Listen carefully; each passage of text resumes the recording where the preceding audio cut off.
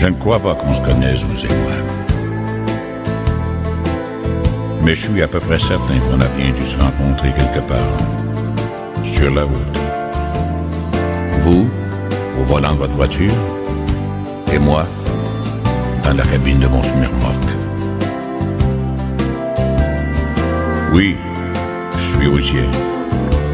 J'aime l'aventure et j'ai roulé ma bosse aux quatre coins du monde.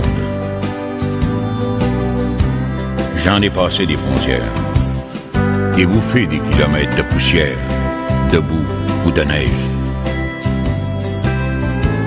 À cette époque-là, je faisais la ligne sur l'autoroute de Californie. Et c'est là, justement, que m'est arrivée cette étrange histoire. Je venais de loin, je conduisais depuis trop longtemps, et la fatigue commençait à se faire sentir. J'hésitais à réveiller mon helper, qui dormait dans la couchette. Pour me tenir compagnie, j'avais branché mon CB, comme on dit par chez nous. C'est cet appareil qui nous permet, à nous les routiers, de garder le contact et de nous entraider en cas de coup dur.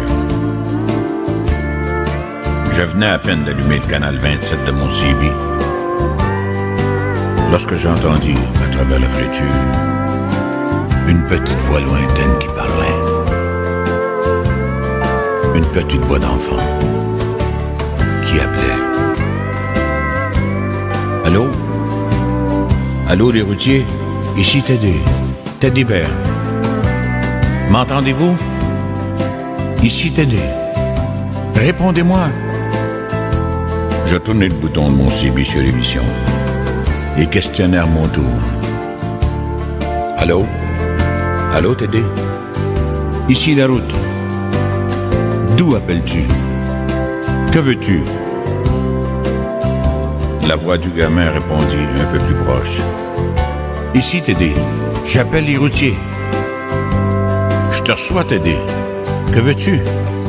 Je suis tout seul, je m'ennuie et je voudrais parler un peu avec vous. Je vous appelle avec le CB de mon papa. Cet été, nous avons eu un très grave accident. Et je suis toujours dans mon lit.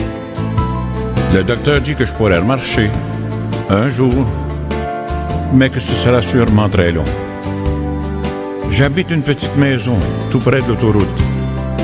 Je suis souvent seul le soir, car maman est serveuse dans un snack pour nous faire vivre. J'ai perdu mon papa dans l'accident qui a détruit son camion et qui m'a cloué au lit.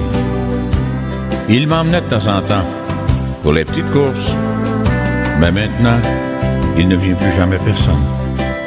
Alors, j'essaie de vous accrocher avec le CB qui nous reste, pour vous parler un petit peu quand vous passez sur l'autoroute. Je ne suis pas une fillette, mais il me semble soudain que mes yeux se brouillaient, que j'y voyais moins bien. À la première sortie venue, j'ai arrêté le moteur et j'ai sorti ma carte. Dis-moi, Teddy, où habites-tu exactement? Le petit me situait à sa maison. J'avais de l'avance sur l'horaire. J'ai remis en marche et j'ai sorti de l'autoroute. Bien que j'ai foncé pour arriver chez lui, je n'étais pourtant pas le premier. Bon sang, 6 énormes vannes m'y attendaient. 6 copains qui avaient entendu notre conversation et m'avaient devancé. D'autres arrivaient encore. On est tous entrés. On a sorti Teddy de son petit lit et ce fut vraiment la fête.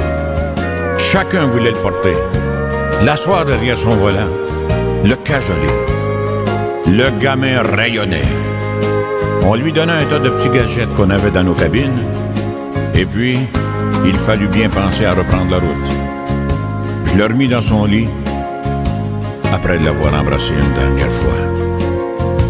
Je grimpais sur mon siège et je tirais le démarreur. J'ai vu plus d'un dur qui détournait la tête. On lui promet que chaque fois qu'on passerait sur l'autoroute, on klaxonnerait d'une certaine manière pour qu'il nous entende. On se quitta enfin. Je n'avais pas fait 3 kilomètres quand mon CB crépitait à nouveau. Mais c'était une autre voix. une voix émue de femme. Et elle disait: Allô? Les routiers? Ici la maman de Teddy. Merci les gars. Vous êtes de braves types. Bonne route et que Dieu vous protège. Je n'ai pas pu répondre un seul mot. J'ai coupé mon CB et alors seulement, j'ai chialé. Oui, chialé comme un vrai môme.